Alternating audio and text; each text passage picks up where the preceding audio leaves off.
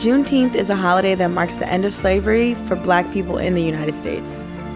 It's a day to reflect on painful history, but it's also a day to celebrate the future of Black excellence. Here are 4 stories of freedom, resilience, and beauty in the Black community.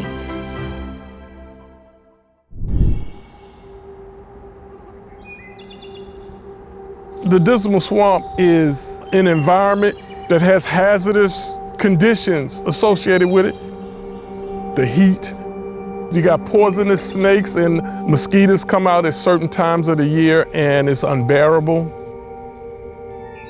But when you think about some of the torture the enslaved people endured, I think if most of us were living during that day and we had an option to go in the swamp and live freely, I think a lot of us would take that option.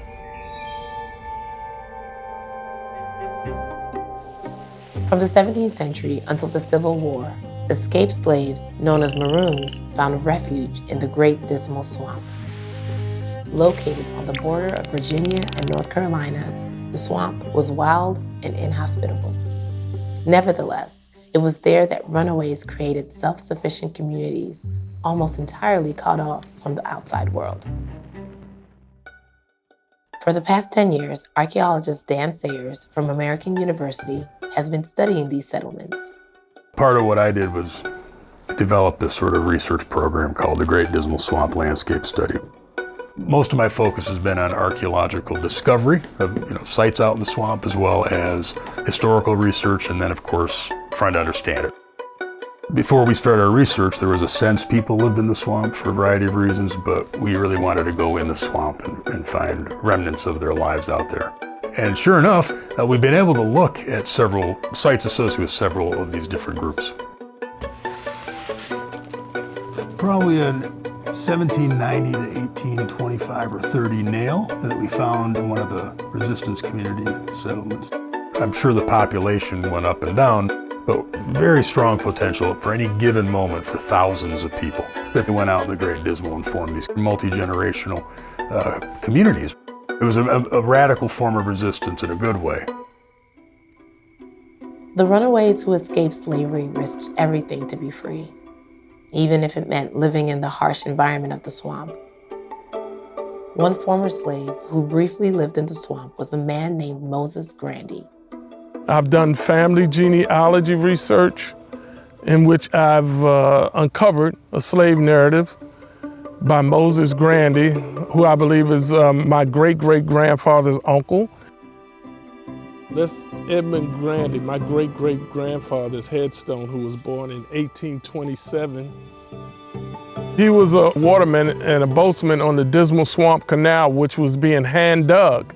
And he describes very vividly in the slave narrative how they were treated, what they endured, how they were tortured. If you had that kind of experience and you had an opportunity to come out to the swamp and live freely under, challenging conditions, you're gonna have a hard time getting them out of there. The idea of Africans setting up communities and being in charge of their destiny in the swamp, I don't want people to ever forget this history.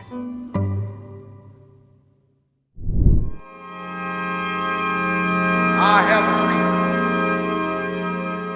I'll be very honest with you, when I do Dr. King and I'm performing, it's as if Dr. King takes over. Mine eyes have seen the glory of the coming of the Lord. It's like the spirit of Dr. King comes into the room. We hold these truths to be self-evident, that all men are created equal.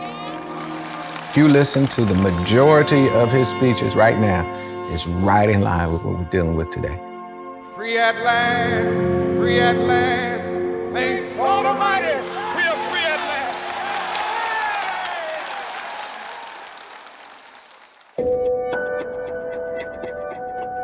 My name is STEPHON Ferguson. I travel across the world performing as the Reverend Dr. Martin Luther King Jr. I am the only person who is licensed by the King Estate to perform the works of Dr. King.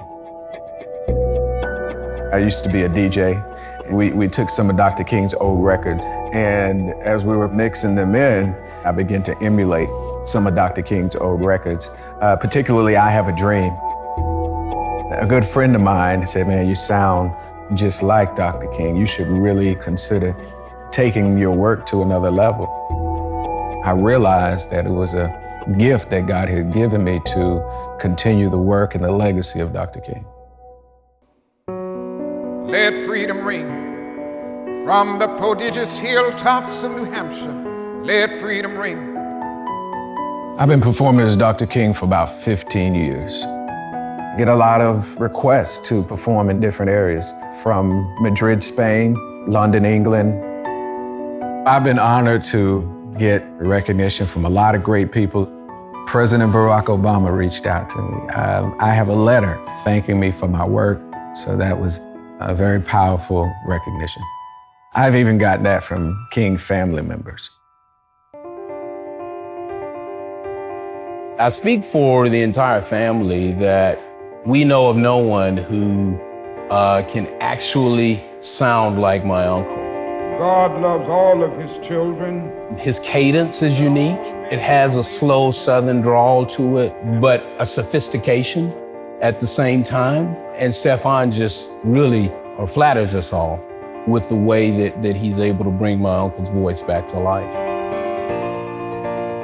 I believe it resonates with people because we're living in a time that we need it.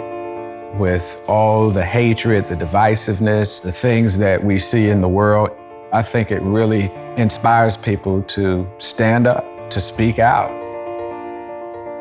I may get to the age where it's going to be difficult, but I'll still be trying to do it.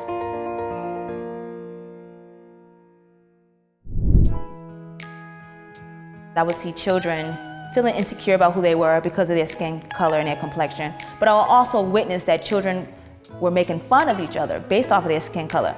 Look at her hair, look at her braids, look at her eyes, look at her nose, look at her fro.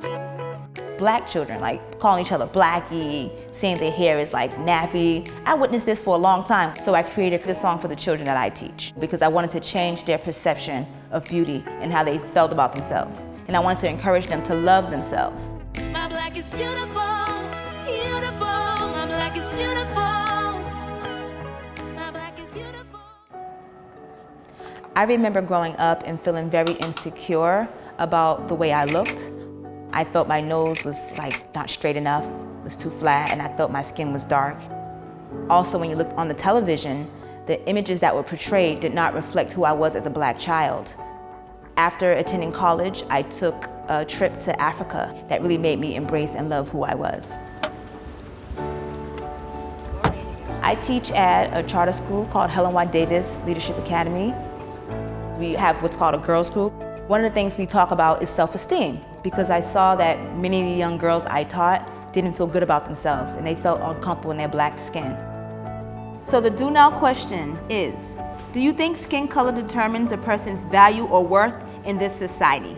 I said no because I don't think your skin should define you in any type of way. We have to work hard and not listen to what people say and keep our mind focused on school so that we can make it to where we want to be. I think it's important to use music as a way to inspire and to transform people's lives. I vowed to make this song for all black girls to really define beauty for themselves. In life, there's one thing you should remember. The love of self is more precious than anything else.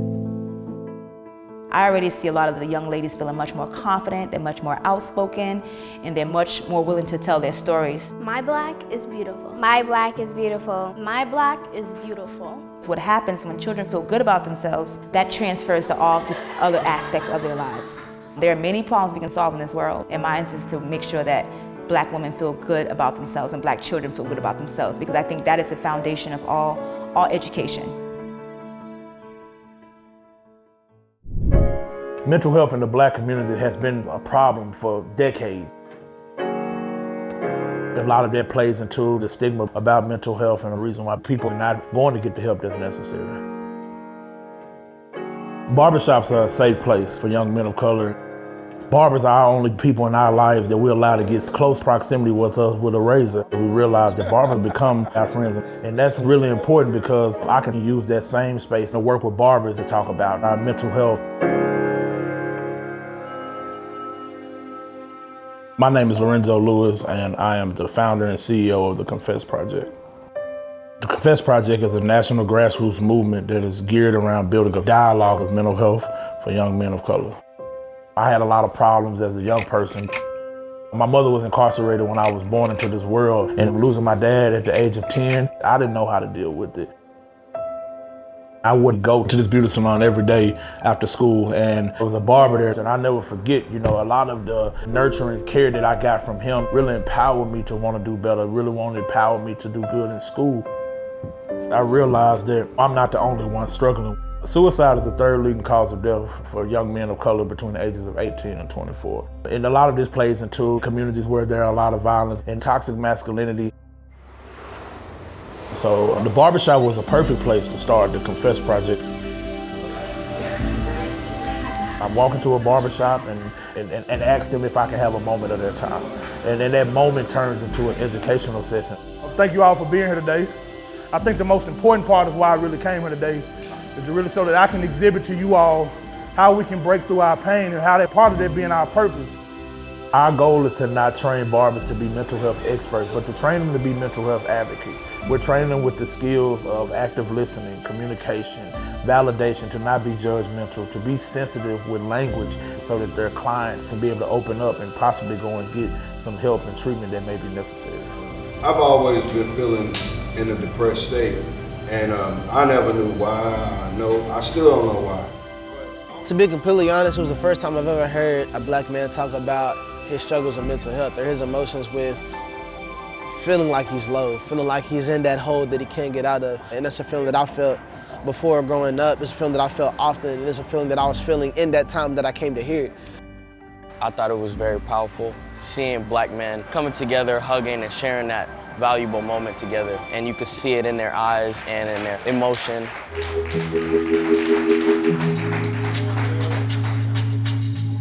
Since starting the Confess Project, we have now expanded to 9 U.S. cities across the southern and Midwest region. It's really important to keep that momentum going. We realize that we still have a lot of work to do, and it's one of those things where we have to create leaders and build a generation of leaders so that they can be sustained and also go out and help many more community members that we may not reach. What I specifically love about my job is that I get to work with that side of me that I wasn't able to get that same help with, and help young men of color to really thrive and to really become the best version of who they are.